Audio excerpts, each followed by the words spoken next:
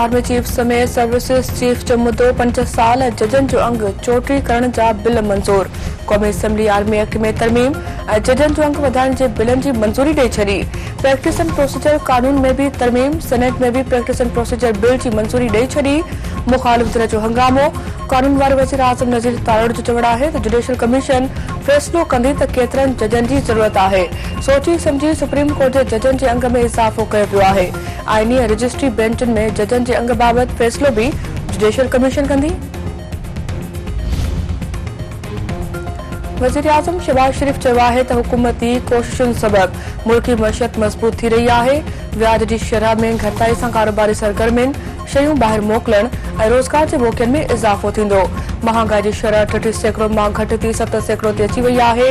डफेड़ पखेड़ींदड़ ऐं मुल्क खे दिवाले जी कंदी पहुचाईंदड़नि जा मंसूबा नाकाम थिया आहिनि। मुल्की बका लाइ पंहिंजी सियासत जी कुर्बानी ॾींदड़नि खे तारीख़ हमेशह यादि रखंदी। सऊदी अरब ऐं कतर जा दौरा तमामु घणा कामयाब रहिया आहिनि। मुलाक़ातुनि जे नतीजे में पाकिस्तानी वफ़द जल्द सऊदी अरब जो दौरो कंदो। पाकिस्तान ऐं कतर तेज़ी सां अॻिते वधण जो फ़ैसिलो कयो आहे। कतर जे सीड़पकारी बाबति टीम जल्द पाकिस्तान जो दौरो कंदी। वफ़ाक़ी काबीना में 9 माण्हुनि खे शामिल करण जो वक़्तु अची वियो आहे। जल्द वफ़ाक़ी काबीना में तब्दीली ईंदी। जेवाई सरबराह मौलाना फज़ल रहमान तरफ़ां दहशतगर्दी एक्ट में तरमीम जी मुखालफ़त। संदसि चवणु आहे त नई कानून साज़ी पार्लियामेंट ऐं 6वीं आईनी तरमीम जी तौहीन आहे। आर्मी एक्ट में तरमीम मुल्क में सिविल मार्शल लॉ लागू करण बराबर आहे। पीपी ऐं मुस्लिम लीग नून जमहूरियत खे घुटो ॾेई रहियूं आहिनि। दहशतगर्दी एक्ट में तरमीम सां जमहूरियत जो नुक़सान थींदो।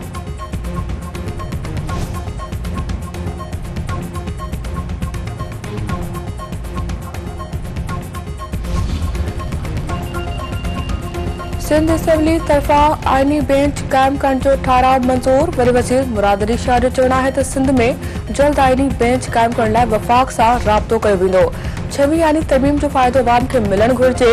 हाई कोर्ट जे जजनि जो अंग वधाइण ते भी ॻाल्हियूं थी रहियूं आहिनि। पीपी चेयरमैन बिलावल भुट्टो ज़रदारी आईनी मसवदे ते समूरनि सियासी पार्टियुनि खे राज़ी कयो। जजनि जे अंग में इज़ाफ़े सां अवाम खे रिलीफ मिलंदो।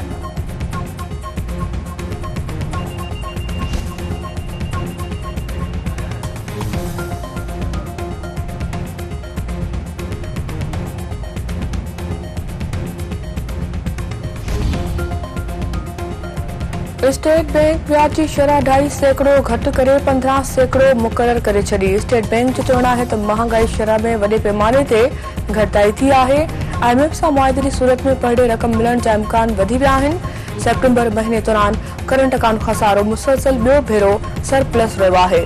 नए माली साल में GDP जी शरह 2.5% खां 3.2% रहंदी।